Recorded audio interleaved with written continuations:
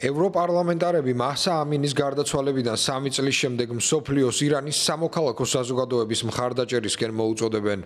Როგორც ცნობილია, თეირანის მორალის პოლიცია მაჰსა ამინი ჰიჯაბის ტარებასთან დაკავშირებული წესების დარღვევისთვის დააპატიმრა. გასულ თვეს კი ირანმა განაცხადა, რომ მათ დააკავეს 21,000-ზე მეტი ადამიანი. მათ ივნისში 12 დღიანი ომის დროს ისრაელის სასარგებლო ჯაშუშობა ედებათ ბრალად. ირანში ადამიანის უფლებათა დამცველი შაჰინ მილანი მიიჩნევს, რომ რეპრესიები გაძლიერდა. გრძელდება როგორც აქტივისტების დევნა, ისე ქალების დისკრიმინაცია. როგორც იცით, რამდენიმე ქალის სიკვდილით უნდა დასაჯონ. ბევრი მათგანი პატიმრობაშია. ყარჩაკის ციხეში, სადაც საშინელი მდგომარეობაა. პატარა სივრცეში 60-70 ადამიანია.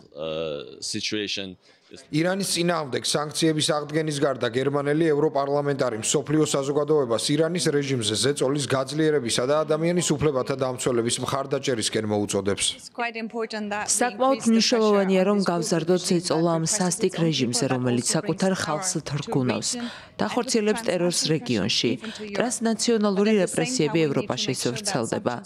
ჩვენ უნდა უზრუნველყოთ, რომ სანქციები იყოს მიზანმიმართული. ისინი რეჟიმის წინააღმდეგ უნდა იყოს მიმართული, რომ ცხოვრება გაურთულდეთ. ასევე მხარი უნდა დავუჭიროთ ირანში მყოფ ადამიანებს.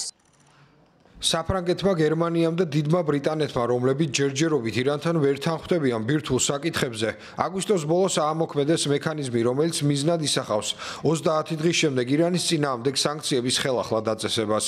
გაეროს უშიშროების საბჭო დაეთანხმა სანქციების აღდგენას, თუმცა დიპლომატიური მოლაპარაკებები ჯერ კიდევ მიმდინარეობს. იმედია, რომ მხარეები შეთანხმებას მიაღწევენ.